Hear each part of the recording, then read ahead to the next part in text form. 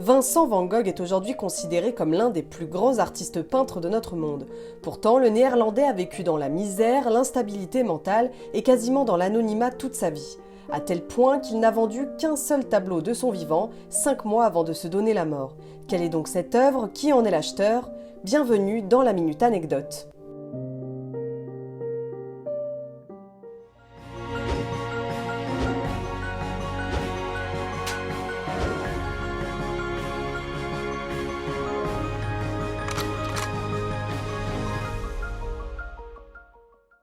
Pour se remettre dans le contexte, revenons à ses débuts. Vincent van Gogh est né le 30 mars 1853 à Groot-Zundert aux Pays-Bas et il est l'aîné de 3 sœurs et 2 frères, dont un qui aura un rôle très important dans la courte vie de l'artiste. Dès son plus jeune âge, le petit Vincent reste souvent dans ses pensées et parle peu. Il commence à dessiner en prenant des cours dans son internat. Il entre ensuite au collège Guillaume II de Tilbourg où Constant Cornelis Huysmans lui donne des cours de dessin à son tour. Mais à cette époque, Vincent van Gogh ne pense pas forcément à en faire son métier. En juillet 1869, il devient apprenti chez Goupil et compagnie, une société de marchands d'art dont le siège est à Paris. Vincent, lui, se retrouve dans une filiale créée par son oncle, implantée dans son pays, à La Haye. Une fois son contrat terminé, il est embauché sur place avant d'être envoyé par Adolphe Goupil, le fondateur, directement dans la capitale française en mai 1875. Mais à tout juste 22 ans, le futur peintre est scandalisé par la manière dont on traite l'art comme de vulgaires marchandises. Il en parle à plusieurs clients, ce qui cause son licenciement 1 an plus tard. Entre-temps, Van Gogh a vécu une peine de cœur, ce qui provoque chez lui le début d'un mal-être grandissant. Et c'est à partir de ce moment-là que notre cher Vincent se dirige vers une vocation religieuse et décide de devenir pasteur. Bien évidemment, sa famille le soutient puisque son père l'était également.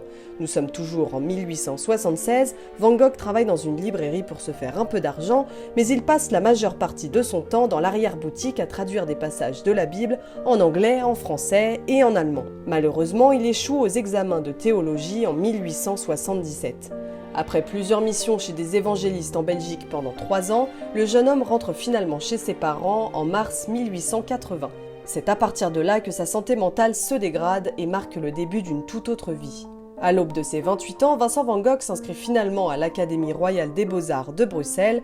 Théo, son frère cadet, qui a trouvé une stabilité économique, l'aide financièrement tous les mois. Les deux hommes sont très proches et ils s'enverront d'ailleurs un total de 652 lettres jusqu'à la mort du peintre. Les 10 années qui vont suivre ressemblent à un véritable récit initiatique puisqu'il va s'installer dans plus de 9 villes différentes en y séjournant quelques mois dans de modestes ateliers ou petites maisons. Et encore plus impressionnant, il va peindre pas moins de 2000 toiles, dessins et croquis durant cette période. Mais cette inspiration impressionnante n'est pas forcément synonyme de bien-être. À travers les différentes expositions de l'époque, le peintre s'intéresse à plusieurs mouvements artistiques, notamment le post-impressionnisme, le pointillisme, le symbolisme ou encore les estampes japonaises. Van Gogh puise de nouvelles connaissances dans chaque musée, chaque galerie et chaque rencontre avec un nouveau peintre. Il se lie d'amitié avec certains d'entre eux, comme par exemple Paul Gauguin et Eugène Bosch. Malgré tout, ces tableaux n'intéressent personne. Une constatation très ironique lorsque l'on revoit aujourd'hui ses œuvres toutes mondialement connues. Très instable mentalement, Vincent van Gogh est suivi par plusieurs médecins dont il s'amuse à peindre les portraits. En mai 1889, voyant sa santé se dégrader, il décide de lui-même d'intégrer l'asile de Saint-Paul-de-Moselle pour hallucinations auditives et visuelles. Il y reste 1 an et pendant tout ce temps, il continue de peindre ce qu'il voit à travers sa fenêtre ou encore dans son imagination.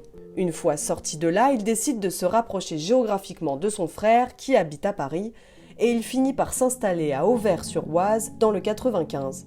Il est alors supervisé par le docteur Gachet, peintre lui-même et ami de Paul Cézanne, qui prendra soin de lui jusqu'à son dernier souffle. Mais avant la fin tragique du Néerlandais, un événement clé est à l'origine de ce sujet. En février 1890, un des tableaux de Vincent van Gogh est finalement vendu contre toute attente. Il s'agit de la Vigne rouge représentant une vendange qu'il a peint en novembre 1888 lorsqu'il séjournait à Arles, le tout pour la modique somme de 400 francs. Alors qui est donc le mystérieux acheteur? Eh bien il s'agit d'Anna Bosch, une peintre impressionniste.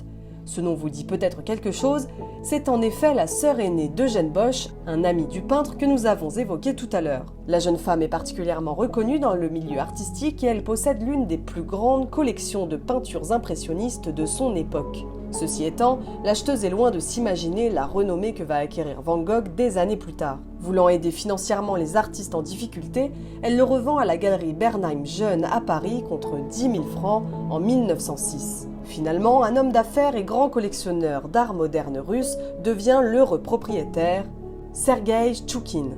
Il conservera ses tableaux jusqu'à la Révolution russe en 1917, où ils seront ensuite décrétés comme biens nationaux par Lénine. En 1948, Staline attribuera certaines œuvres, notamment La Vigne Rouge, au musée des Beaux-Arts Pouchkine à Moscou.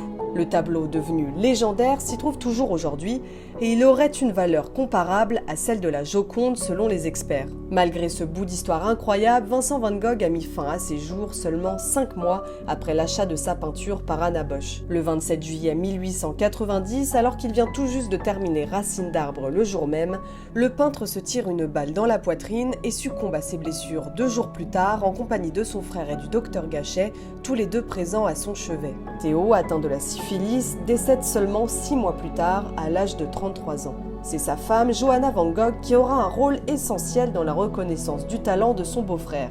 Elle publie d'abord l'abondante correspondance entre les deux frères dans les journaux, puis expose petit à petit les tableaux de Vincent jusqu'à sa mort en 1925. C'est finalement dans les années 1930 que le succès se manifeste grâce à une exposition de ses œuvres au Musée des Arts modernes à New York. Aujourd'hui, Vincent Van Gogh est l'un des peintres les plus analysés par les spécialistes et admiré de tous.